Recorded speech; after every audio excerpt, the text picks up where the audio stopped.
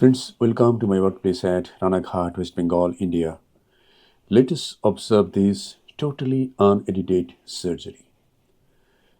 The main incision is being placed at around 11 o'clock with a 2.8 millimeter steel keratome. The anterior chamber is filled up with 2% hydroxypropyl methyl cellulose, and the methyl cellulose is applied over the cornea for better visibility. And now, this is the side port on the left side of the main incision, and in this case we are going to manage with just on side port. And now Capsulorhexis. This is Capsulorhexis with the help of Oertli forceps. 1, 2, 3. Just by 3 grasps, you complete the rhexis. So at each grasp, you go for about 4 clock hours. Hydrodissection is done, the nucleus is tapped, and the nucleus rotates. The nucleus is free from its capsule. Again, the anterior chamber is filled up with visco, and now I'm going to divide this nucleus by pre-chop. The pre-chopper has been designed by me in last December, so it is almost on year that I am using my own designed pre-chopper. And the nucleus sustainer hooks the opposite equator, supports the nucleus. Between these two instruments, the lens matter is cut. So you can call it Nucleus Cutter also. So it is pre-chopper because you are dividing the nucleus before you introduce the handpiece, but you can call it Nucleus Cutter. And now, see how easy it becomes to emulsify the pieces. Just rotate the nucleus, separate the pieces, just hold at the apex, and the pieces come to the center. You don't have to chase the nuclear pieces. They easily come and bring them at this safe area, central 3 to 4 millimeter zone, and emulsify the pieces.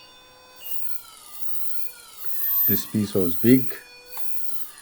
I divided this into 2 smaller pieces, and now the last piece.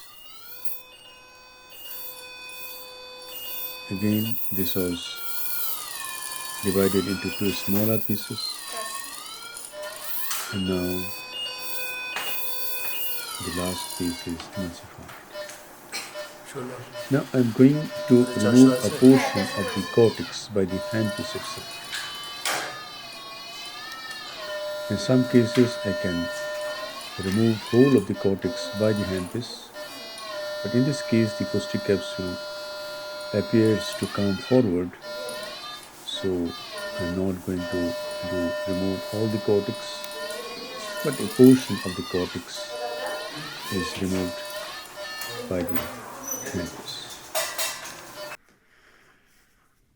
The anterior chamber is then filled up with visco, and now I am going to use this instrument. This is a 23G Simcoe cannula to remove the rest of the cortex. So easily the remaining cortex is removed, and we are done. We have removed the nucleus, we have removed the cortex, little bit of polishing of the posterior capsule is done, and now implantation of intraocular lens. This is hydro polish. The irrigating probe of bimanual IA is used to polish the posterior capsule. I'm enlarging the main wound little bit because I'm going to use a B cartridge, and here goes the intraocular lens. This is Technison from Johnson and Johnson. No financial interest, but this is a very good lens. The material is very good, no glistening over the years. And here it is. The lens goes in the capsular bag. And now, the side port is to be closed. Corneal stroma is, this is a bit of moxie. Then I take BSS, hydrate corneal stroma, and the side port gets closed. The main wound will not require any hydration. We're going to see that in a minute. The rhexis is overlapping the optic all around, and this is the formation of the anterior chamber. Now we're going to check integrity of the wounds, apply a few drops of moxie over the ocular surface, and conclude the case. Thank you very much for your attention. Hope this video will help you in developing your surgical skills. Please get encouraged to use PRECHOPPER. This is a very important tool, and we should learn this skill to manage cases like IFACE, cases with weak geniole, and many other situations, particularly soft cataracts with grade 2 nuclear sclerosis.